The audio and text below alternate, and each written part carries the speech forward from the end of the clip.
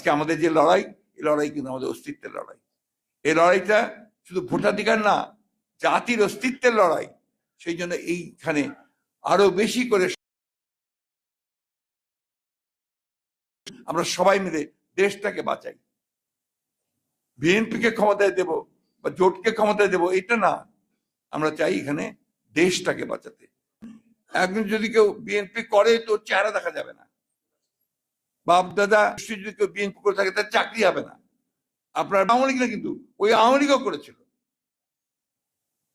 যার কথা বলে ওনারা সকালে ঘুম থেকে ওঠেন, তার নেতৃত্বেই মাত্র 11 মিনিটে আপনার গণতন্ত্রকে ধ্বংস করে দিয়ে একদলীয় সংসদ।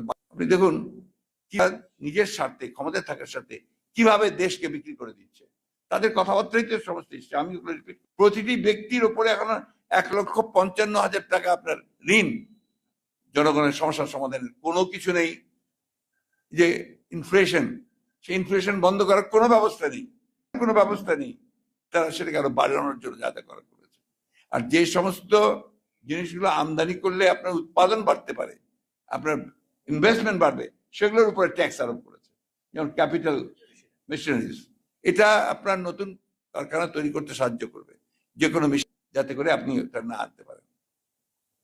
আজকে দুঃখ হয় যখন কিছু কিছু আপনাদের কালিগসরা আছেন যারা আপনার এই সরকার খুব প্রশংসা করে, কিছু বুদ্ধিজীবী আছেন তারাও প্রশংসা করেন।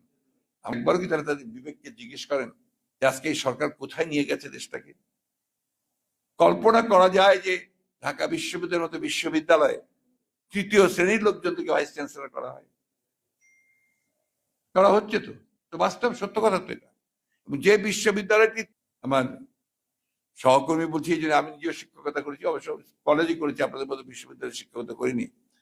আমি এই কথাই বলতে চাইবো যে আপনারা হচ্ছেন মানুষ গড়ার কারিগর। আপনাদেরকে জিয়া রহমান সাহেব খুব শ্রদ্ধা করতেন, সম্মান করতেন, আপনাদের জন্য আলাদাভাবে তিনি ব্যবস্থা রাখার চেষ্টা করতেন। আপনাদের কিন্তু একটা মহান দায়িত্ব আছে এই জাতির প্রতি। সেই দায়িত্বটা হচ্ছে নির্বাচন সেখানেই করে তারা যেখানে তারা জবরদস্তি করে শরীর বদলে দিতে পারবে। তো আমি কথা আর বাড়াচ্ছি না, শুধু এইটুকু আপনাদের বলি, আমাদের সর্বক্ষেত্রে একটা বন্ধাত্ম সৃষ্টি করেছে সরকার, একটা ব্যাংক্রাপসি।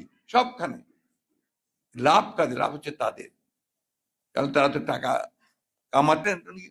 ওনার মনে হলো যে একটা তো রাজনৈতিক একটা প্ল্যাটফর্ম দরকার, সেই প্ল্যাটফর্ম করার জন্য উনি আর যে কোনো আন্দোলন, যে কোনো কখনো সম্ভব হয় না, সবাইকে নিয়ে করতে হয়।